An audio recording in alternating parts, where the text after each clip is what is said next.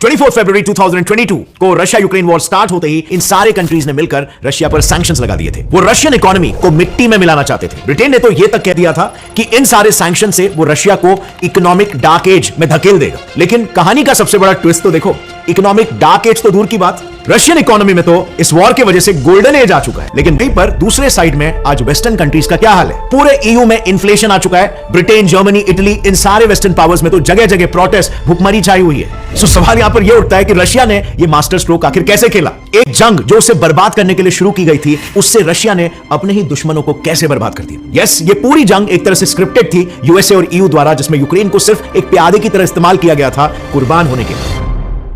On the other hand, Russia तो खुद ये जंग लड़ना भी नहीं चाहता था। बहुत ही कम लोग ये जानते हैं कि रशिया और यूक्रेन की काफी गहरी दोस्ती हुआ करती थी। 2013 तक तो दोनों देश एक दूसरे को भाई बुलाते थे। लेकिन ईयू और यूएसए ने सिर्फ और सिर्फ अपने वेस्टेड इंटरेस्ट के लिए इन दोनों भाइयों को सौतेला भाई बना दिया। टू द एक्सटेंट कि ईयू ने तो यूक्रेन में एक पॉलिटिकल कू भी करवाया और उसी के सहारे यूक्रेन के भीतर अपनी एक पपेट गवर्नमेंट भी एस्टैब्लिश कर दी थी। लेकिन ट्रूली मेरे हिसाब से रशिया यूक्रेन वॉर पूरी दुनिया का सबसे मिसअंडरस्टूड वॉर बन गया है। किस हद तक ये स्क्रिप्टेड है बाय यूएसए एंड ईयू और असली रियलिटी कैसे उससे कोसों दूर है, आज मैं एग्जैक्टली यही आपके सामने रखने वाला हूं। So let's begin.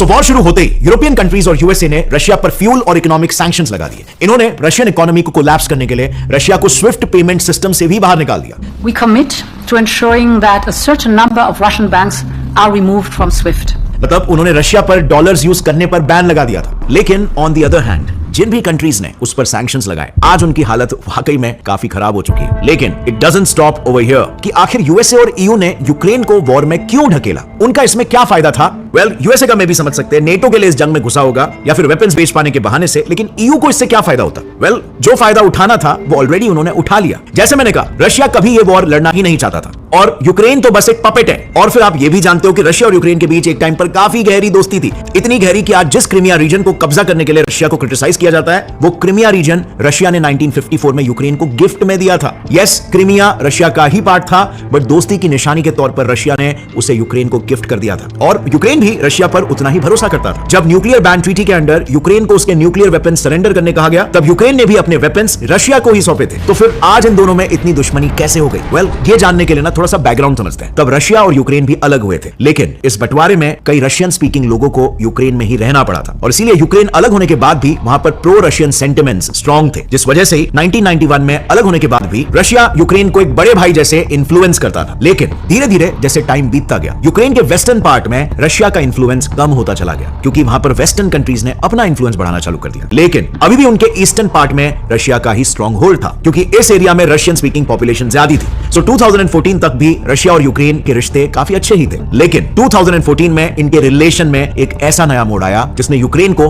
हमेशा के लिए रशिया का दुश्मन बना दिया। नहीं, मैं क्रीमियन इन्वेजन की बात नहीं कर रहा हूं, एक पॉलिटिकल टर्मोइल जिसने एक्चुअली में इनके रिश्ते खराब किए। सो साल 2013 में वेस्ट ने यूक्रेन को यूरोपियन यूनियन के साथ फ्री ट्रेड एग्रीमेंट साइन करने का न्योता दिया। अब इस एग्रीमेंट के साइन होने से यूरोप को दो फायदे थे। एक, यूरोप के जीरो टैरिफ्स यानी कि इंपोर्ट टैक्सेस में उनके इंडस्ट्रीज के लिए एक मेजर रॉ मटेरियल सप्लायर उन्हें मिल जाता, जो कि यूक्रेन है, और दूसरा, उन्हें एक नए मार्केट का डायरेक्ट एक्सेस मिल जाता। बट उस समय के यूक्रेनियन प्रेसिडेंट विक्टर यानुकोविच के वजह से ऐसा नहीं हो पाया। विक्टर ने यूरोपियन यूनियन के ऑफर को रिजेक्ट तो किया, बट इसका एकदम उल्टा करते हुए उन्होंने रशिया के यूरेशियन इकोनॉमिक यूनियन को ज्वाइन कर लिया। Basically Eurasian economic union USSR टूटने के बाद जो भी रशिया से निकले कंट्रीज है, उनका एक ट्रेड ग्रुप है। सो यूक्रेन ने जैसे ही इस ग्रुप को ज्वाइन किया, यूएस और यूरोपियन कंट्रीज को बुरा लग गया और उन्होंने ये ठान ली कि वो यूक्रेन को अपने झांसे में मैनिपुलेट करके रहेंगे। सबसे पहले इन वेस्टर्न कंट्रीज ने वेस्टर्न यूक्रेन में रहने वाले लोगों के थ्रू पूरे यूक्रेन में प्रोटेस्ट करवाए, क्योंकि वो ऑलरेडी काफी वेस्टर्न इन्फ्लुएंस्ड हो चुके थे। जिसके बाद मेजर फ्रेंच न्यूज आउटलेट्स ने इन प्रोटेस्ट को यूएस बैक्ड बताया। यूएस और ईयू बैक्ड इन प्रोटेस्ट ने इतना वायलेंट रूप ले लिया कि इसमें 100 से भी ज्यादा सिविलियंस मारे गए थे। इसे देखकर तब के यूक्रेनियन प्रेसिडेंट विक्टर को मजबूरन हार माननी पड़ी और उनको प्रोटेस्ट लीड कर रही ऑपोजिशन पार्टी यूरोपियन सॉलिडरिटी के हेड पेट्रो पोरोशेंको के हाथों रूलिंग गवर्नमेंट को सरेंडर करना पड़ा। यानी कि दुनिया में खुद को डेमोक्रेसी के फ्लैग बेरर्स बताने वाले वेस्ट ने एक डेमोक्रेटिकली इलेक्टेड गवर्नमेंट का सीधा सीधा कू करवा दिया। अपने इलीगल फंडिंग्स के जरिए उनके प्रेसिडेंट बनते ही सबसे पहले उन्होंने अपने आका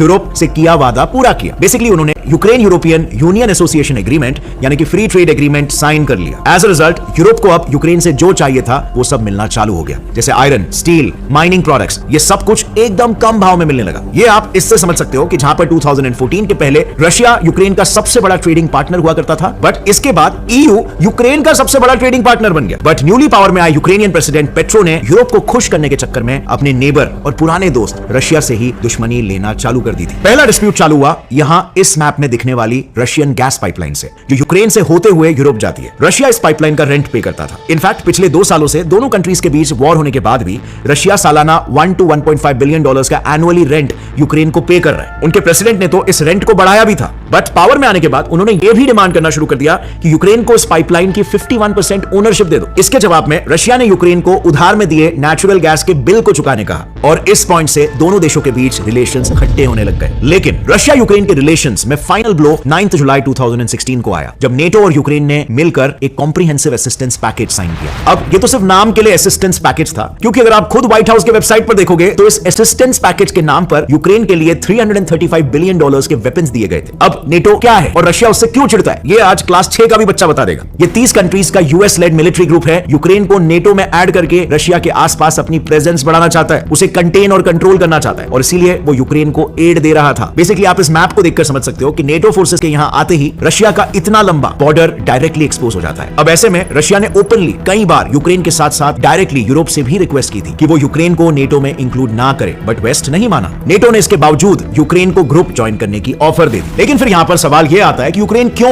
खुद ही अपने पांव पे कुल्हाड़ी मार रहा है, वो इस जंग के लिए राजी कैसे हुआ? वेल, एक सिंपल से टीवी सीरीज की वजह से। बिल्कुल भी एग्जैजरेट नहीं कर रहा हूं। यूरोपियन यूनियन और यूएसए ने तो यूक्रेन को सिर्फ जंग के दरवाजे तक ले जाकर छोड़ा था, एक टिपिंग पॉइंट तक लेकर गए थे, बट यूक्रेन की एक टीवी सीरीज ने यूक्रेन को सीधा जंग लड़ने पर उतार दिया। दरअसल बात कुछ ऐसी है, साल 2015 में यूक्रेन में एक टीवी सीरीज रिलीज हुई थी जिसका नाम था सर्वेंट ऑफ द पीपल। इस टीवी सीरीज की स्टोरी लाइन बेसिकली एक आइडियल प्रेसिडेंट कैसे होना चाहिए उस पर बेस्ड थी। अब ये सीरीज इतनी फेमस हो गई कि अगले ही साल 2016 में इस सीरीज के comedian actor same servant of the people नाम से एक पार्टी स्टार्ट करते हैं और प्रेसिडेंशियल इलेक्शन लड़ते हैं और जीत भी जाते हैं। और जानते हो वो कॉमेडियन एक्टर कौन है? Volodymyr Zelensky. अब ज़ेलेंस्की भी प्रो वेस्ट ही थे शुरुआत में। उन्होंने तो पावर में आते ही डायरेक्टली नेटो ज्वाइन करने की बात कर दी, जबकि यूक्रेन नेटो के आर्टिकल 5 के हिसाब से एलिजिबल ही नहीं था, बट वेस्ट के झांसे में आकर उन्होंने अपने देश को वॉर में ढकेल दिया। अब गाइस यहां पर रशिया से ना हमें एक बहुत ही इंपॉर्टेंट सीख मिलती है, हम इंडियंस को भी और हमारे देश इंडिया को भी। और सिर्फ यही इंपॉर्टेंट मैसेज मैं इस टॉपिक के जरिए आप तक पहुंचाना चाहता हूं। अल्टीमेटली ये सब दुनिया भर के चर्चे तो चलते रहेंगे, लेकिन अंत में पर्सनल लेवल पर हमें इससे कुछ प्रैक्टिकल सीख मिलनी चाहिए, कुछ ऐसे आइडियाज जो हमारी लाइफ और हमारे देश को अपलिफ्ट कर सकते हैं। रशिया ने यहां पर बिल्कुल सिंपल दाव खेला। उसने अपनी उन काबिलियतों और विशेषताओं को परखा जो उसमें यूनिक और एक्सक्लूसिव थी, और क्योंकि रशिया की ये यूनिक काबिलियत